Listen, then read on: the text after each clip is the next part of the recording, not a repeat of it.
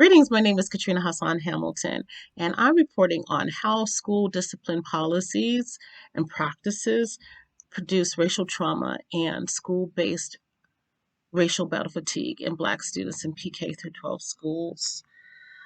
Of course, there are two sides to this. The first being discipline. We know that schools are charged to not only ensure that students are learning, but to ensure that students are safe. So a school administrator has to make certain that um, the staff and the students are safe.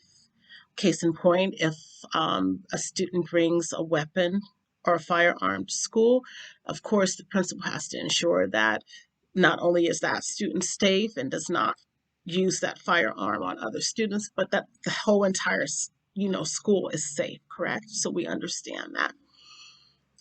The teacher, of course, has to ensure that all students are safe in his or its classroom. So we get that. But what we're finding is on that other side, not all students are safe, regardless if they bring a weapon to school or not. Black children in particular are not safe.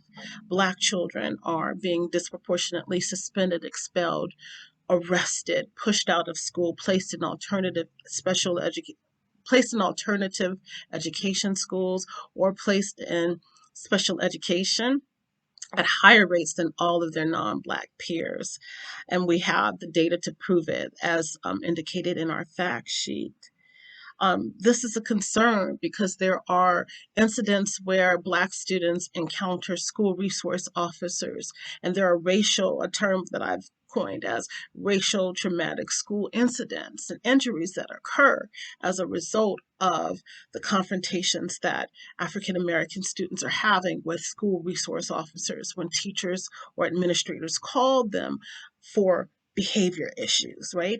And it could be something as simple as a child wanting extra milk, as in the case of a student in New Mexico, 11-year-old middle school student who was assaulted by a school resource officer for milk.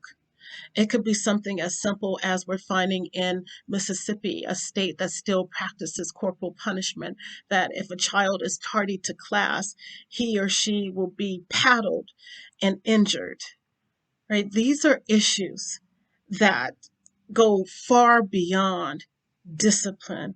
They cause trauma, and they're usually based on racism, racial bias on the part of our teachers and our administrators, who, by the way, 78% of our teachers in the United States are still white, female, middle class. 65% or more of our superintendents are white males. So we need to diversify the teacher workforce.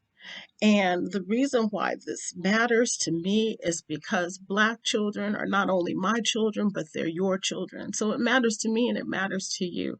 We spend much more on federal tax dollars for prisons versus making sure that we hire culturally responsive teachers and counselors who are going to really care about our children and who are going to value them and treat them as human versus feared objects. Thank you.